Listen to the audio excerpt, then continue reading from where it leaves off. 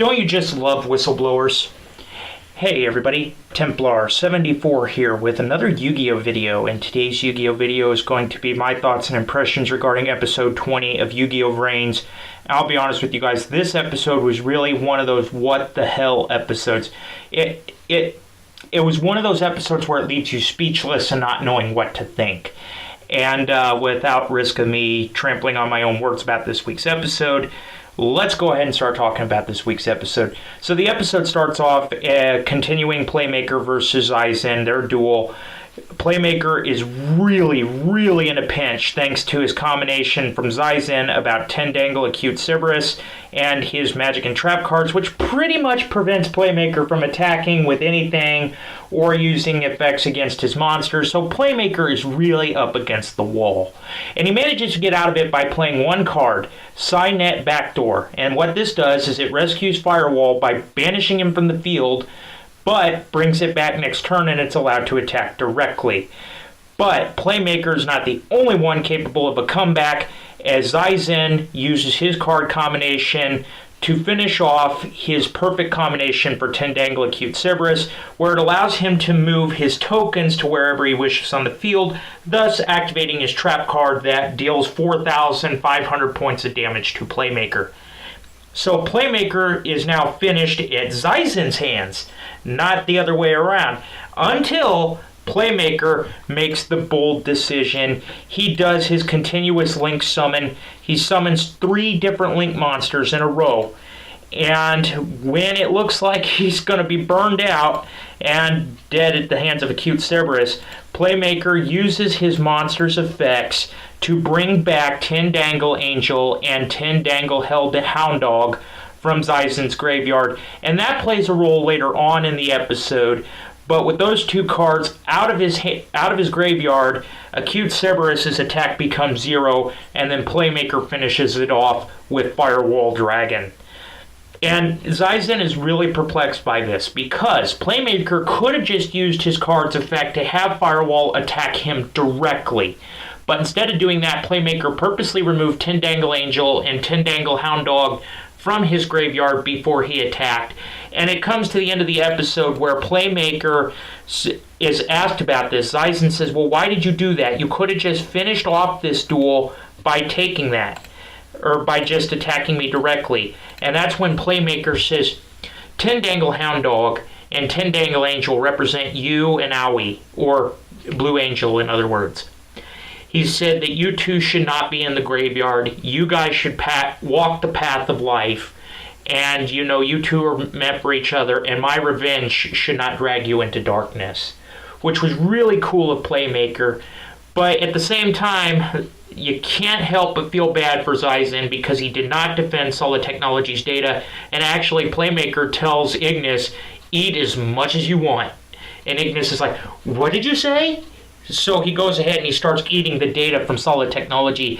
And we actually get this cool thing where he pops up out of the dual disc and he's like this plump turkey. And he's like, I'm stuffed. That was good data. And that's when Playmaker takes his leave to go back to the real world, along with Ghost Girl, leaving Zaizen and Aoi there alone. And that's when Aoi said that it wasn't complete waste and that he couldn't do anything because he did protect Aoi. And Aoi also tells him that now I know how you feel at least. So that was a very touching moment between brother and sister. And we get back to Yusak and Kusanagi, and they're going over the data. And this was the big bombshell of the episode. But it actually starts off funny because Ignis does that little stunt that he always does whenever Kusanagi tries to analyze him. He's like, you're going to look at my private parts again? But then we go through the data and we find out the Hanoi Project mastermind, Dr. Kogami, and we find out something very interesting about him. First of all, the hidden incident or the lost incident 10 years ago was all on Dr. Kogami. Solid Technology, although he was working for them, had no idea of what the incident was 10 years ago. And it turns out from the file that Solid Technologies found out about it after a whistleblower came to them and blew the lid on the project. And that is why Solid Technology is saying it was something that nobody should have learned. They were trying to cover it up out of fear of what would happen if the media and the authorities had found out what they were sanctioning, although they had no knowledge of it. Corporate sabotage at its finest, I believe. But anyway, corporate sabotage aside, Solid Technology apparently had no idea of what was going on, and they immediately fired Dr. Kogami as soon as they found out, as well as tried to cover the incident up. But what we find out at the very end of the episode that is very shocking, Dr. Kogami is actually dead. He's dead according to Solid Technology's file. He's dead as far as everybody knows. And we actually go back to Dr. Kogami and Revolver, and they're actually talking about this new thing. It's a new power and a new fight that's about to begin. And that's when Dr. Kogami says to Revolver, "That is why I have returned to life. That is why I revived." And that is the end of the episode. So, to recap this episode, we had an impossible amount of comebacks, a continuous Link summon, Dead and Rebirth. No Yu-Gi-Oh series is ever complete without the Dead and Rebirth vibe. They've done that ever since Duel Monsters. As well as some touching family moments between Zyzen and Aoi, a mystery around Ghost Girl, and a mystery about just what, if anything, did Solid Technologies really know. Because I'm still convinced deep down that they knew more than what was in this file. They knew more other than a whistleblower came to them and they said, nope, that's enough of that. They've had to have known more, in my opinion.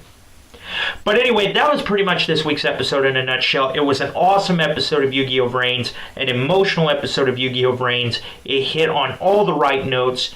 And again, Yu-Gi-Oh VRAINS is continuing to clock high on my rating system as I give this episode a 9.5 out of 10.